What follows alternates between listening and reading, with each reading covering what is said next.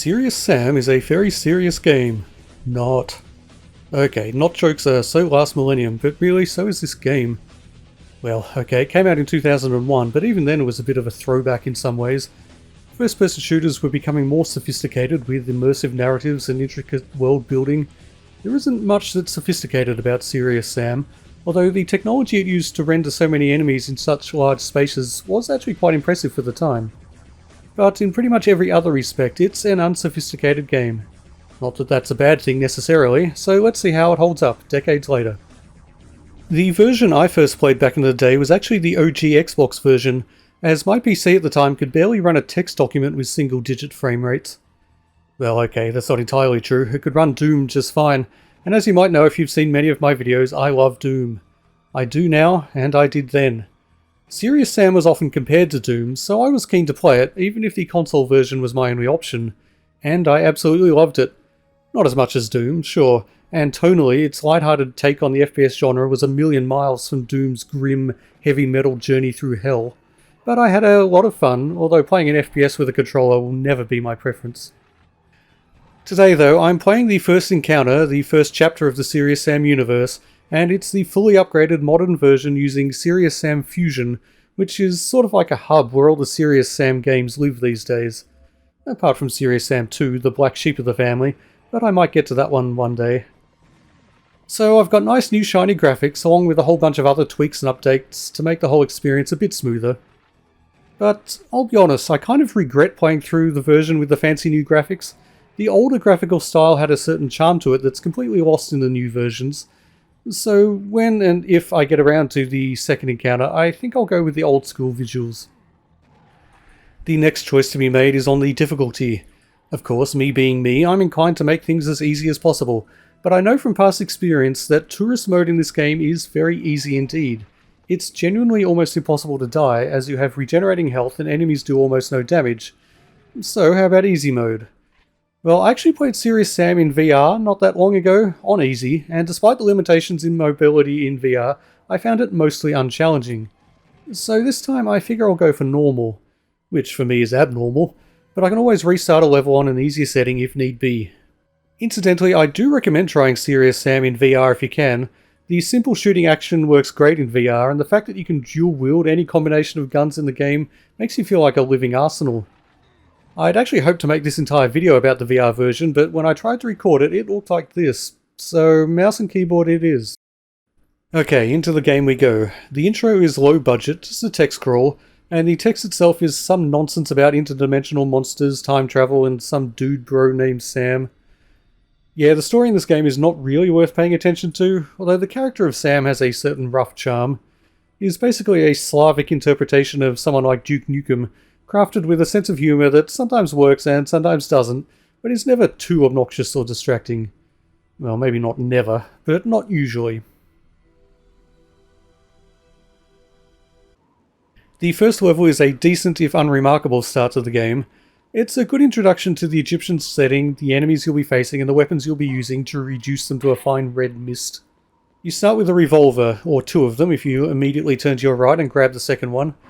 As a starting weapon, it's pretty damn useful. It's incredibly accurate, does reasonable damage, has infinite ammo and can be dual wielded, the only weapon that can be in the non-VR version. So it actually remains useful throughout much of the game, as it can be used whenever you need to conserve ammo, or to pick off weak enemies at a distance. There's also a rocket launcher to be found if you're willing to jump around a bit. As a video game rocket launcher, it's fine, does what it says on the tin. Launches a little explodey thing, does decent damage, has a decent fire rate. On easier difficulty settings you're immune to its blast damage, but not so on normal. And given the way the enemies in this game like to get all up in your face, this can be a big deal. Now there's a secret in this level that I consider to be an iconic Serious Sam moment. If you look carefully, way out in the distance behind the starting point there's a tree. It's a long trek to get there, but make the effort and you'll be rewarded with 4 giant bipedal alien cyborg things that shoot rockets. This is why I wait till I have the rocket launcher myself before coming out here. Although I still have nowhere near enough ammo to take them out, so I end up using the revolvers to finish them off. There are 2 reasons I consider this iconic, and really emblematic of the whole Serious Sam vibe. Firstly, the wide open and very large spaces. This was something that first-person shooters hadn't really done before, at least not on this scale. To modern eyes, a mostly flat and featureless open space in a game like this seems bland and lazy, but back then just the ability to render such an area and put enemies in it was an achievement. By making this just about the first thing the player can encounter, the devs were really making a statement. Secondly, the fact that just walking towards a bonus pickup causes enough enemies to spawn that any health or ammo you find will quite likely be wasted killing them is such a quintessential Serious Sam bit of dickishness. In this case it's not too bad. I mean, yeah, the rockets that are out here are nowhere near enough to take down the walkers, but at least you get enough health to make it worthwhile, unless you really suck at dodging rockets. But in so many other instances in this game, finding a secret will result in a net loss of health and ammo. I'm not calling this bad design, it's a deliberate choice, mostly intended as a joke I think, and yeah, sometimes it's hilarious, if you can maintain a sense of humour while being pounded into the ground by a horde of aliens just because you had the audacity to pick up a +1 health bonus. The other big secret to be found in this level involves finding what the game calls fans, but what I call weird squishy brain gnomes that make an amusing sound when you kill them.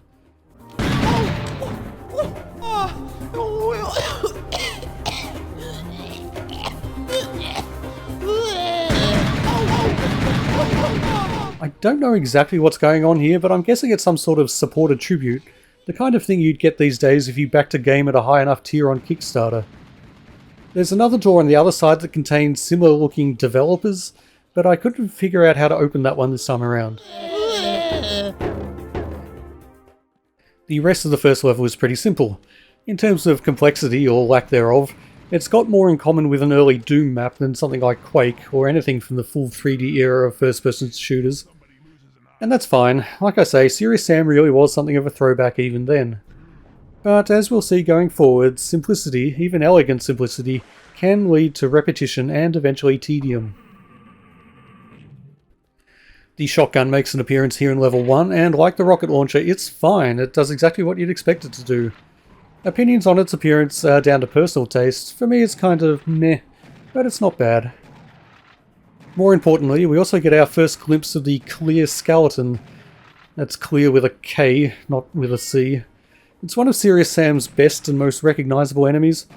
Its main strategy is simply to run towards you and launch a lunging attack when it gets close enough. It's easy enough to avoid when there are only one or two of them. However, this is a game where there are rarely just one or two of anything, as shall soon be seen.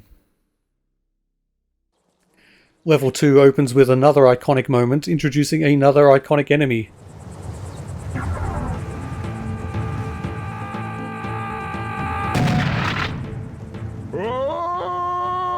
Yourself!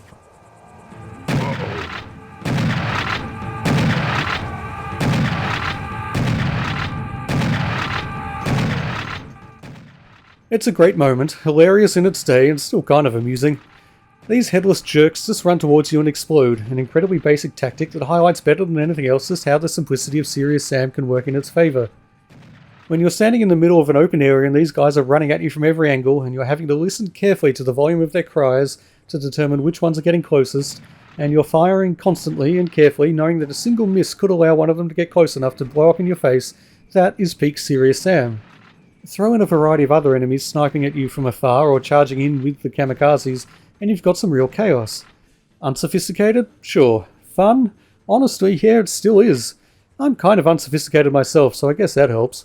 But I think a game like this can still be a refreshing change from a lot of modern games. Layout-wise, this level is even simpler than the first. There's this falling boulder trap which is somewhat easily avoided, and which Sam clearly thinks is reminiscent of a certain film. There's this room which is flooded with frogs, yet another enemy that just jumps towards you and explodes. These come in large numbers but only take one hit to kill. And then there's the introduction of another iconic Serious Sam enemy. Can you guess what it does? If you said blindly run towards you, hooray, 20 internet points for you. This is easily the toughest of them however, and may actually be the most troublesome enemy in the game. I'd definitely say it was the one that killed me the most often. They have relatively high health and are the biggest reason I wish you couldn't hurt yourself with your own rockets on this difficulty. But once again, so long as there are just one or two of them, they're not a big deal. When there are more than that, well, you'll see. There's also a small blue alien walker, a lower health version of the big red guys with lasers rather than rockets. Not a huge threat, but if there are several of them at a distance, the accuracy of their lasers make them a pain. Eventually Sam finds this rune thing, I guess. It doesn't matter. It's some MacGuffin that's important to the plot. I just can't bring myself to care. Level 3 is not particularly interesting, but it is, at this early stage of the game, just about the last time the level designers even attempted to create a complex internal environment. With a few exceptions, pretty much everything after this takes place in large outdoor spaces. And that's an understandable choice. The gameplay really is based around that style of combat arena. And when the developers have attempted to create indoor environments with complex geometry, they haven't really succeeded at making it fun to explore. I mean, it ain't no Doom. And that's fine, it really wasn't trying to be. Nevertheless, I do think they could have tried just a bit harder to make the levels more than just combat arenas. You get the double-barreled shotgun here, and this one is maybe a little disappointing, but just a little. It looks, sounds and feels fine, but it doesn't quite pack the punch you might want it to. The best metric for this is you have to be quite close to a skeleton in order to kill it in one shot, and I think it would be more fun and satisfying to be able to blow them away more consistently. Ultimately, the faster firing and greater accuracy of the regular shotgun makes it more useful in a larger variety of situations. But yeah, this is a minor gripe. The double-barreled shotgun definitely has its uses, particularly if you can get close enough to larger enemies. Level 4, and yeah, I probably should have made an effort to remember the actual names of the levels, but most of them aren't very interesting. They're just either simple descriptors or ancient Egyptian place names. Numbers are just as useful and arguably easier to remember. So, level 4. It starts with a trek down a canyon, at the end of which is the first example of possibly the most irritating enemy in the game. It's not as lethal as the bulls, but this green bastard's projectiles will seek you out over any distance and behind any obstacle. And later on the game loves to spawn them on high towers and around corners where you might not even be aware of them, until a green ball of snot whacks you in the back of the head. After that is a fight with what I think was the largest enemy I'd ever seen in an FPS at the time. Painkiller would take that crown a few years later, but this thing was huge for the time. Its tactics are, predictably enough, rather simple, and its fireballs can be shot out of the sky, but it has a lot of health, enough to warrant a health bar of its own even.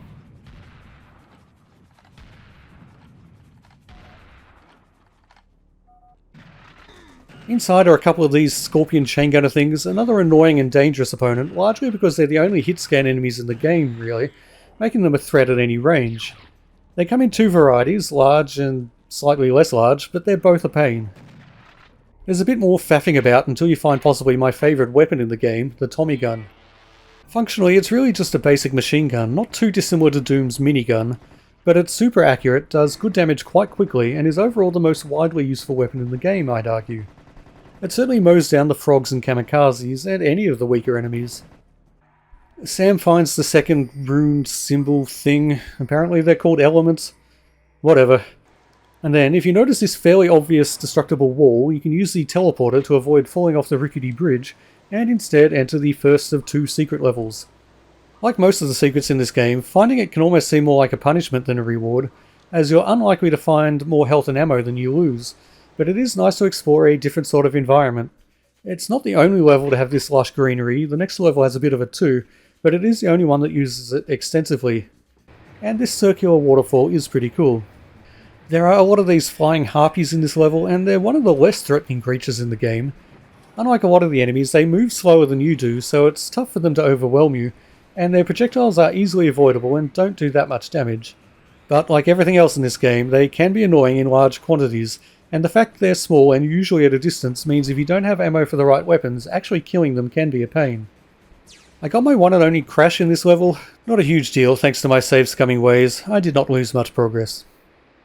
There's another of the huge four-armed fireball flingers at the end of this level, but this one obviously hasn't been to Video Game Boss University and hasn't earned his health bar yet.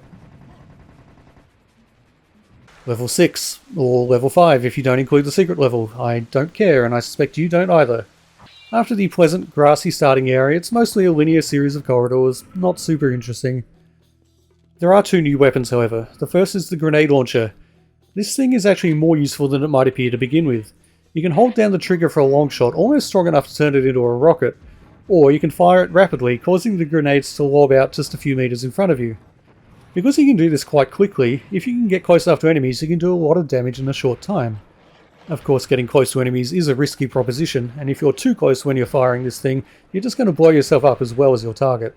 But it's situationally very useful indeed. The other new weapon, found in a secret, is the minigun. I said the Tommy gun is like Doom's minigun, and Serious Sam's minigun is also like it, but on steroids. It takes a little time to wind up, but it sprays out bullets at alarming speeds, depleting enemy health as rapidly as it depletes your ammo supplies. Now, I haven't actually verified this, but it does feel to me like it actually does less damage per bullet than the Tommy gun, and they share an ammo pool, so while it does damage quicker, it's a less efficient use of your ammo. And ammo conservation gets pretty important at some points, so I actually didn't end up using the minigun all that much, except when I really needed something to die really fast. I could be wrong about that, but the fact it has a small wind-up time also makes it a little more awkward to use, so on the whole I just had more fun with the Tommy gun anyway. There's another boss here, kind of. Really it's just a room of frogs, but I guess they did go to Video Game Boss University and got their degree, because they have a health bar. Must have been a team effort. And this is one example of where the Tommy gun is vastly preferable to the minigun. Another rune, element, whatever, and it's on to level 7. This kinda seems like the point where the level designers just said, okay, screw it, this game is about large battle arenas and nothing else. They'd already given up on complex indoor environments a few levels back, and now they've given up on everything else. Well, there's one level that's a little bit different, but it relies on another video game cliche that I suspect will be familiar to you. But 90% of what is to come really is just large combat arenas of increasing intensity with some minor variations, which makes the game quite hard to talk about really. There's only so many ways you can say, and then you walk into this area, the door locks behind you, and a dozen waves of enemies spawn in. So you'll have to forgive me if my analysis gets a little more general as we go forward. The thing is though, as I've suggested, large battle arenas with hordes of enemies is really what Serious Sam does best. It does wear thin fairly quickly, but taken in small doses, this sort of gameplay is still a lot of fun, and really not something that's common in games these days. So anyway, this level really is just two big arenas, one sandy one outside in the desert and one in the courtyard. There's one more new weapon though, and it's a pretty good one. Well, it's actually remarkably similar to the Tommy gun, functionally speaking, as it's a steady firing weapon that's highly accurate at any range. But it's a laser, that's inherently cool, right? Really, the best thing about it is that it does what the Tommy gun does, but it uses a separate ammo pool and does a bit more damage. In any case, it's nice to have.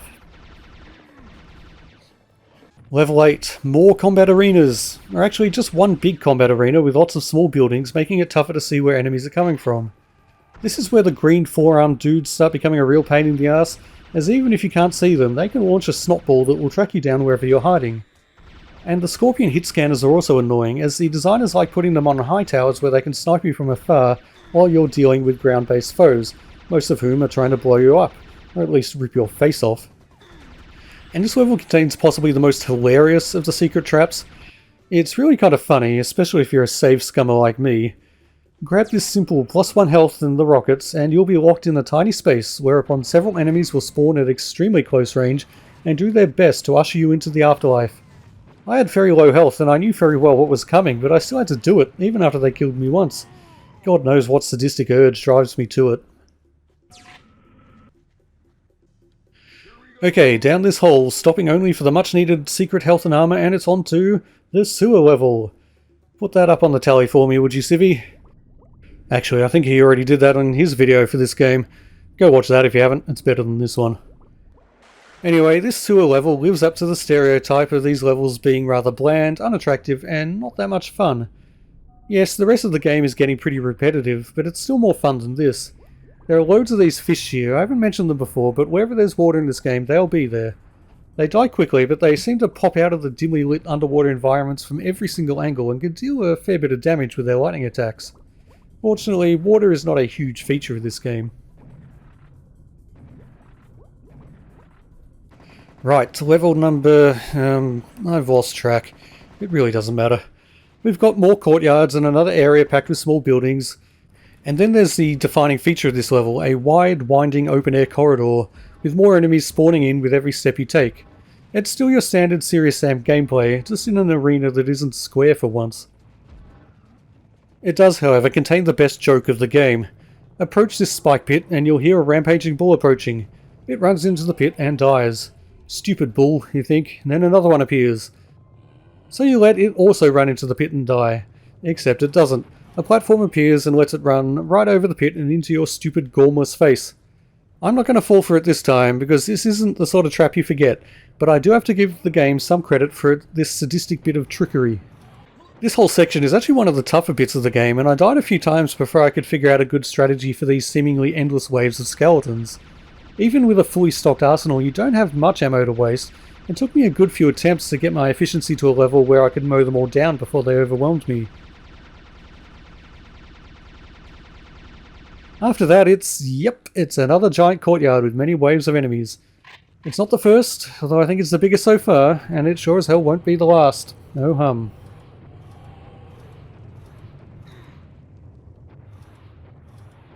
Sam finds another MacGuffin. I honestly have no idea what this one's supposed to be. And we move on to level number God knows. Would you be surprised to learn it opens with a giant open area with spawning waves of enemies? I'm almost out of ammo here, so this section was actually pretty tough. And this was the point where I started thinking that maybe I'd made the wrong choice when I went with normal difficulty. It's not as if I've died that much or faced any super tough challenges, I just think the game is less fun when played this way. If you're the sort of person who wants a real challenge, i.e. the complete opposite to me, you're not going to find it on normal. You're going to want something tougher. And if you want the pure power fantasy of being an unstoppable badass toting around enough firepower to send an entire continent to the intensive care ward, you might find that normal mode requires you to be a bit too careful, a bit too timid around the stronger foes. So I think for the next installment I'll go with easy mode. You get the game's ultimate weapon here, and it's pretty nifty. It fires a giant cannonball that plows straight through enemies, tearing the weaker ones apart instantly. Like the grenade launcher, you can hold down the trigger to increase the force of the shot, and when fully charged it can decimate an entire line of foes. In a game where the enemies are often literally lining up to run towards you and tear your limbs off, this is quite useful to say the least.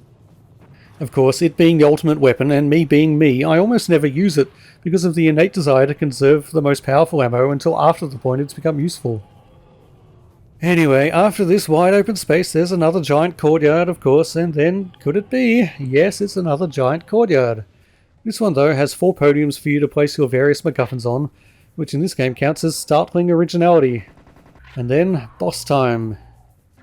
It's actually not a bad boss as far as FPSs of this era go. Like everything in this game, it's not sophisticated, but it really keeps you on your toes with its many fireballs and spawning minions. You really have to prioritise what you're attacking, as the fireballs can be shot out of the air, but the minions need to be dealt with or they can overwhelm you. This is also the only enemy in the game, I think, that actually tracks you with its attacks, so if you just keep circle strafing, its fireballs, which have a wide damage radius, will get you. So you actually have to think about your movements a bit. Like I say, it's not complex stuff, and it's not the most challenging part of the game, but it is fun. Okay, look, there are still 4 levels to go, and they're all large, repetitive, and they really start to drag. I'm not saying I didn't have fun with them, I did, because I'm simple-minded enough that running in circles shooting things will always appeal to me. But I had to take breaks between playing these next levels because they just become a little mind-numbing. They each take around 45 minutes to complete, not exactly a marathon of gaming endurance, but I could still feel my brain trying to escape out my ears by the time I got to the end of each one. So instead of saying, and then there's a wide open space with waves of enemies spawning in, I'm just going to go over a few of the more interesting elements to be found before the final level. And remember, more interesting is a relative term. So this level takes the drastic step of taking the giant courtyards full of enemies and letting you choose which of them you enter first. It doesn't really matter, of course, you'll be clearing out all of them eventually. There's possibly the most egregious optional trap here, is if you pick up this line of ammo, you will be inundated with many kamikazes and skeletons. It's not the biggest horde in the game by any means, but in terms of how much ammo you'll have to use compared to how much you pick up, this may result in the biggest loss. The next level makes one of those rare attempts to give you some structures and complex geometry to explore, and it's kind of successful, I guess. The layout itself is a little interesting by the low standards of this game, but as the difficulty is ramping up, it really is becoming obvious how much better suited Serious Sam gameplay is to the wide open spaces. Most of the enemies are just not fun to fight in cramped enclosed spaces, and this is honestly why I cut the developers a lot of slack for how repetitive the game is. They were kind of victims of their own success in that they created combat that's great fun so long as you've got room to move, but in so doing they created a game that's almost impossible to design a diverse range of levels for.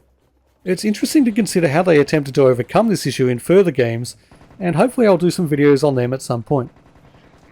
Anyway, there's one more level before the finale, and it's an optional secret level. I honestly considered just skipping it because by God was I ready to be done with this game by this point. But I couldn't quite bring myself to do that, in the same way I couldn't bring myself to avoid all the obvious traps that give you a tiny bit of health and ammo and then spawn in 1,000 enemies to take it all away with interest. There are a few little quirks here, including this teeny tiny little green monster who begs for his life. Kill him and more enemies spawn in, but I was feeling nice on this occasion so I let him live.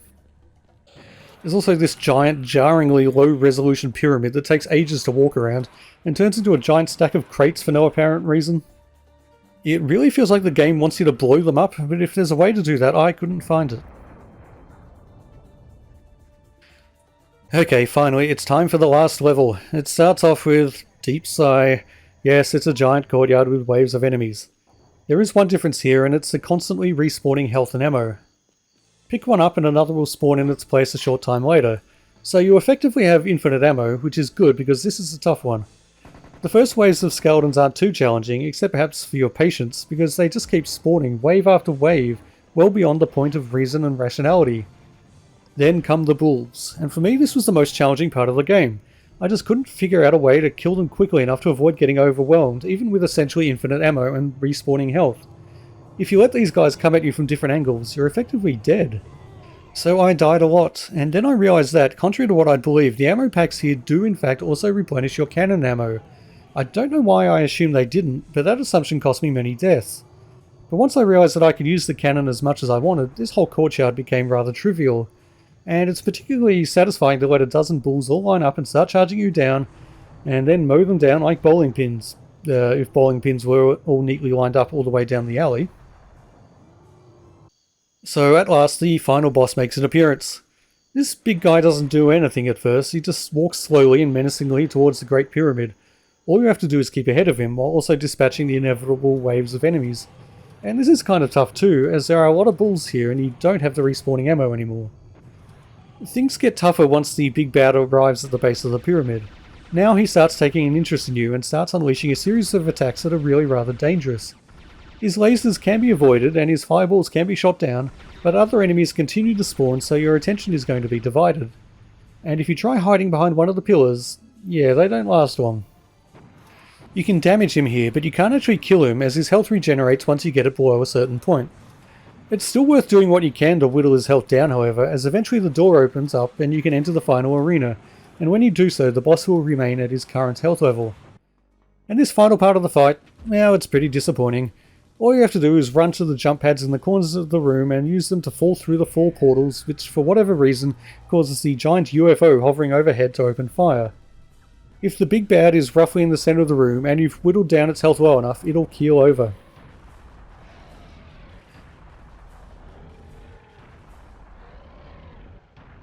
And that's it. It ain't the size that matters, it's how you use it.